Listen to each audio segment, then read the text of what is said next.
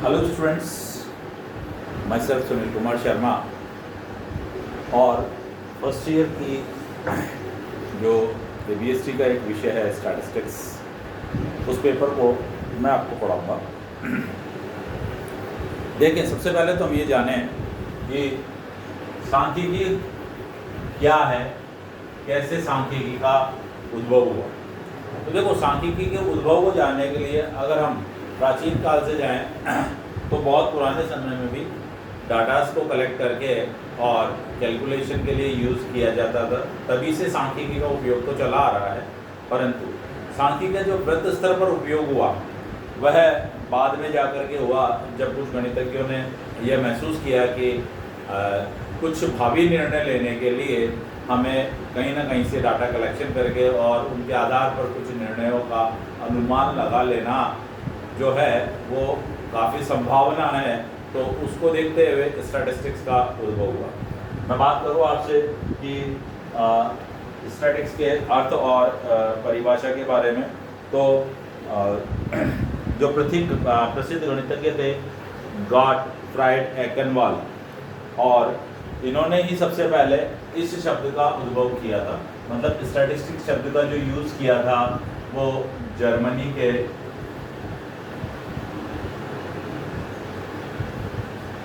एकेनवाल इन्होंने, और इन्हें सांख्यिकी का जन्मदाता भी कहा जाता है, जनक भी कहा जाता है गॉटफ्राइड एकेनवाल को। तो ये शब्द आपको ध्यान रखना है। 1749 में जो है इन्होंने इस शब्द का प्रथम बार उपयोग किया था, और तब से जो है वह इस शब्द का उपयोग सांख्यिकी। वास्तव में सांख्यिकी है क्या, हम ये तो जानें कि सांख्यिकी है क्या। देखिए, सांख्यिकी वास्तव में गणना का विज्ञान है।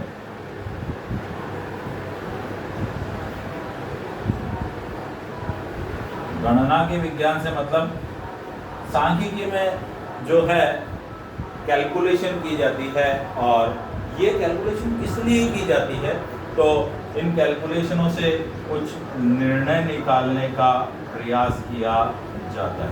वास्तव में होता क्या है, मैं आपको बताऊं, कोई सब्जेक्ट ऐसा नहीं है जो सांख्यिकी से अछूता है। चाहे आप साइंस लें, चाहे आप कॉमर्स लें, चाहे आप आर्ट्स लें, सभी सब्जेक्टों में सांख्यिकी का उपयोग भरपूर होता है, और यह एक सब्जेक्ट के रूप में पढ़ाया भी जाता है। ऐसा क्यों है कि इस सांख्यिकी का इतना उपयोग है भाई? तो सुने आप मेरी बात। तो सबसे पहले मैं बात करूँ आपसे साइंस के बारे में। तो साइंस जो एग्जैक्ट साइंस है वह तो एग्जैक्ट है, वहाँ तो वो हिलने की बात ही नहीं है। परंतु एग्जैक्ट साइंस को भी कैसे प्रूव किया गया, तो कम से कम 20 बार 50 बार कोई एक्सपेरिमेंट किए गए, उनके रिजल्ट्स देखे गए, और उन रिजल्ट्स में सिमिलरिटी निकाली गई, और उन सिमिलरिटी के आधार पर ही क्या निर्णय लिया गया कि कोई भी जो है फार्मूला वगैरह कैसे बना है, या कोई भी कंपाउंड कैसे बनता है, कोई भी मिक्स कैसे बनता है, ये सब। तो यहाँ पर हम बात करें कि यहाँ भी क्या किया गया, प्रयोग बार बार किए गए, उनके डाटा कलेक्ट किए गए, उनके रिजल्ट्स लिखे गए, और उन लिखे हुए रिजल्ट्स के आधार पर क्या किया गया, एक निर्णय लिया गया कि भाई ये ऐसा होता है। एग्जैक्टली उसी तरह से अगर मैथमेटिक्स की बात करें तो मैथमेटिक्स में भी अनुमान लगाना होता है। भविष्य के अनुमानों के लिए हम स्टैटिस्टिक्स का यूज़ करते हैं। इसके लिए हम पूर्व के डाटा लेते हैं, पूर्व के डाटा लेकर के फ्यूचर के लिए क्या करते हैं, अनुमान। आगे बात करें साइंस में, कॉमर्स में किस तरह से, तो कॉमर्स में भी आप देखें कि किसी भी प्रकार के आर्थिक निर्णय हैं, किसी भी प्रकार के जो अकाउंटेंसी के निर्णय हैं, जैसे मैं आपको कहूँ कि कोई फाइनल अकाउंट अगर हम देखें तो 5 साल 7 साल के फाइनल अकाउंट देख करके उनके डाटा कलेक्ट करके ऐसा अनुमान लगाया जा सकता है कि फ्यूचर में क्या रिजल्ट्स इसके लिए रहेंगे। तो वो रिजल्ट्स जो देखने के लिए भी सांख्यिकी का उपयोग किया जाता है। तो उसमें भी इसकी बहुत उपयोगिता है। इसके बाद करूँ मैं बात आपको आर्ट्स में देखो, सोशल साइंस में भी आप देखेंगे सोशल रिसर्च होती है, जितनी भी जो भी सामाजिक रिसर्च है वो सारी सामाजिक रिसर्च किस पर बेस होती है, स्टडीज पर बेस होती है। डाटा कलेक्ट किए जाते हैं, समाज में जाकर के क्वेश्चंस पुट अप किए जाते हैं, उनके आंसर्स मालूम किए जाते हैं, और ये सब पता कर करके और उनको इकट्ठा करके और उनके ऊपर क्या किया जाता है, कैलकुलेशन किया जाता है, और वही कैलकुलेशन जो है हम स्टैटिस्टिक्स के रूप में करते हैं। तो स्टैटिस्टिक्स का बहुत ज़्यादा महत्व है यहाँ पर। कैलकुलेशन है, थ्योरेटिकली हम इसको थोड़ा बहुत जाने, उसके बाद प्रैक्टिकली बहुत ज़्यादा इंपॉर्टेंट है स्टैटिस्टिक्स से। तो थ्योरेटिकली अगर हम जाने तो जो स्टैटिस्टिक्स की परिभाषा है वह दो प्रकार से दी जा। पहली तो परिभाषा है बहुवचन के रूप में,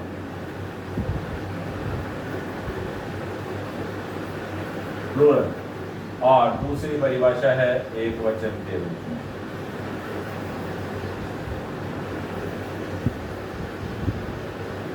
देखो सिंगुलर के रूप में अगर हम परिभाषा कहें तो किसी भी समंकों का संग्रहण करें और विश्लेषण करें और बाद में निर्वचन। इंग्लिश वाले स्टूडेंट देखें, डाटास का क्या किया जाए, कलेक्शन किया जाए, फिर उनका क्या किया जाए, एनालाइज किया जाए, एनालाइज करने के बाद उनका क्या किया जाए, इंटरप्रिटेशन किया जाए। तो ये जो तीनों प्रक्रियाएं हैं, ये सारी की सारी प्रक्रिया कुल मिलाकर क्या कहलाती है, स्टैटिस्टिक्स कहलाती है। यानी what is the statistics? Statistics क्या है? समंकों का संग्रहण, विश्लेषण और उनका निर्वचन करना ही क्या है, स्टैटिस्टिक्स। यह कहा जाता है किसके रूप में? एक वचन के रूप में। बहुवचन के रूप में यदि हम इसकी परिभाषा को देखना चाहें तो बहुवचन के रूप में क्या है? कोई भी व्यक्तिगत इकाइयां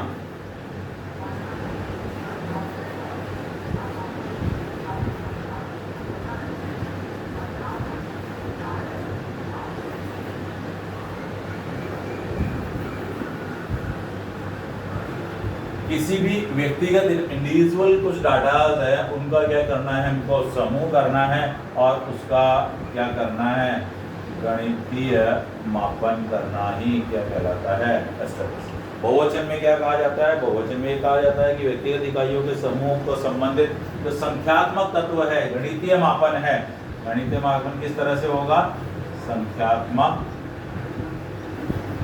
तरीके। तो जो उनका संख्यात्मक मापन, गणितीय मापन किया जाता है, वही क्या कहलाता है, स्टैटिस्टिक्स कहलाता है, या बहुवचन के रूप में इसकी परिभाषा यही है। सबसे पहले हम बहुवचन के रूप में जो स्टैटिस्टिक्स को कहा गया है उसकी कुछ विशेषताओं के बारे में जो है अध्ययन करेंगे कि क्या क्या विशेषता जो है सांख्यिकी के बहुवचन की परिभाषा के रूप में होती है। तो देखें, कुछ एक बिंदु पर हम एक एक करके डिस्कस करें तो बहुत ज़्यादा एक्सप्लेनेशन हमारे सामने आ जाएगा। और उसमें सबसे पहला जो बिंदु है स्टैटिस्टिक्स के बारे में कि समंक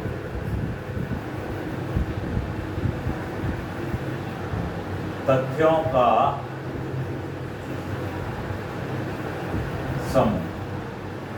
पहले नंबर पर क्या लिखेंगे? समंक तथ्यों का समूह। वास्तव में देखो, कोई एक डाटा नहीं होता है, कोई एक आंकड़ा है जो एक समंक है, वह जो है अपने आप में स्टैटिस्टिक्स को रिजल्ट नहीं दे सकता है। हमें क्या करना पड़ता है? तथ्यों का समूह, ग्रुप ऑफ फैक्ट्स, यूं कहें इसे क्या, ग्रुप ऑफ फैक्ट्स, ये क्या कहलाते हैं, जो समंक होते हैं वही स्टैटिस्टिक्स में यूज हो जाते हैं। विशेषता में क्या होना चाहिए? ग्रुप ऑफ फैक्ट्स होना चाहिए। केवल अकेला फैक्ट जो है वह कहीं भी स्टैटिस्टिक्स को जो है अंजाम नहीं दे पाएगा, ग्रुप ऑफ फैक्ट्स होना चाहिए। इसके बाद हम अगर बात करें कि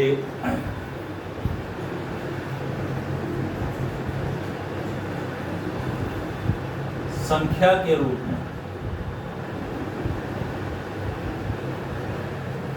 यानी न्यूमेरिकल,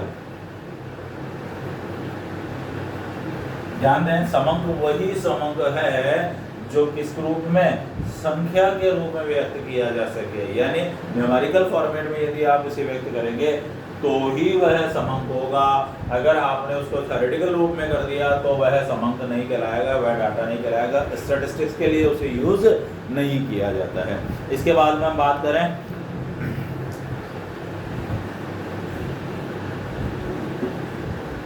अनेक कारणों से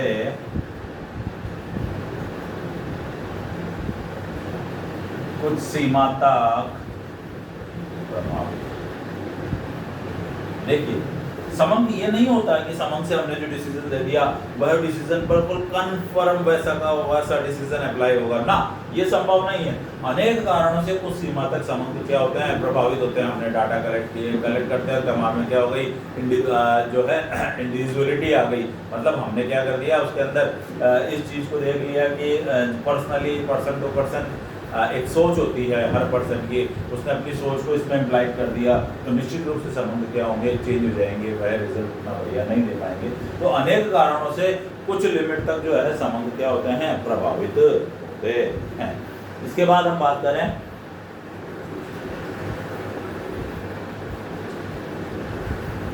संबंध गणना या अनुमान द्वारा एकत्रित। देखिए संबंध के लिए क्या की जा सकती है, गणना भी की जा सकती है और अनुमान भी लगाया जा सकता है। बहुत बड़े क्षेत्र से आप अगर संबंधों को उठा रहे हैं तो कुछ अनुमान और कुछ गणना का उपयोग किया जाता है। जैसे मैं जानना चाहता हूं कि पूरे अलवर शहर की जनसंख्या के बारे में कि वो कितनी लिटरेसी पर है, तो मैं अलवर के अलग अलग एरिया में जा करके और कुछ कैलकुलेशन करूंगा, भाई आपकी कितनी लिटरेसी आपकी, और उसके अनुमान के आधार पर मैं आगे क्या करूंगा, पूरे अलवर की कैलकुलेशन निकाल लूंगा। तो संबंध जो होते हैं वो गणना और अनुमान के आधार पर एकत्रित किए जाते हैं। जरूरी नहीं है सारा कैलकुलेशन और जरूरी नहीं सारा अनुमान।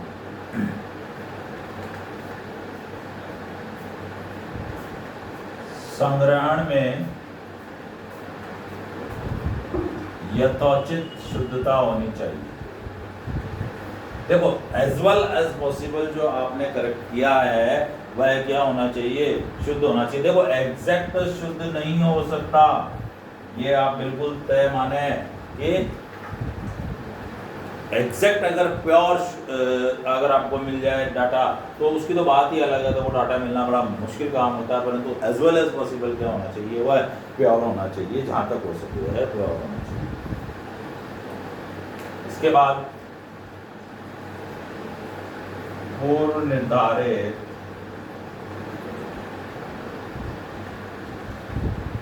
उद्देश्य, ये बहुत इंपॉर्टेंट बात है कि कभी भी संबंध का जो कलेक्शन किया जाता है उसके लिए जो उद्देश्य होते हैं, ऑब्जेक्ट्स होते हैं, वह पहले से ही निर्धारित होने चाहिए और उनके निर्धारित उद्देश्यों को देखते हुए हमें क्या करना चाहिए, डाटा कलेक्ट करने चाहिए। यदि हमारे को काम ही नहीं आते तो कलेक्शन सारा का सारा क्या हो जाएगा, बेकार हो जाएगा। तो संबंधों में आपको ये भी बिल्कुल ध्यान रखना है कि पूर्व निर्धारित उद्देश्यों के आधार पर संबंधों का संकलन होना चाहिए।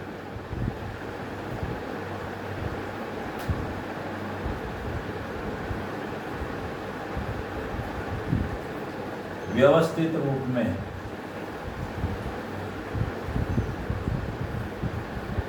व्यवस्थित रूप से मीनिंग ये है कि पहले कौन से डाटा कलेक्ट करने हैं, फिर कौन से डाटा कलेक्ट करने हैं, फिर कौन से, इस तरह से हमको व्यवस्थित करके फिर कलेक्ट किया जाता है। या नहीं कि पहले जो भी आया उसको ले लिया और उसके ऊपर ही आप अनुमान लगाने लग गए, नहीं, उसके आधार पर आपकी सांख्यिकी क्या हो जाएगी, थोड़ी सी गलत हो जाएगी। आपको क्या करना चाहिए, व्यवस्थित रूप में समूहों का संग्रहण करना चाहिए।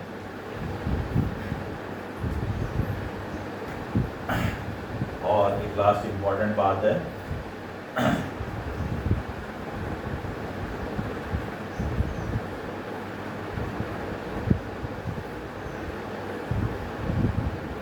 जो भी समंक इकट्ठे किए हैं वह एक दूसरे से रिलेटेड होने चाहिए।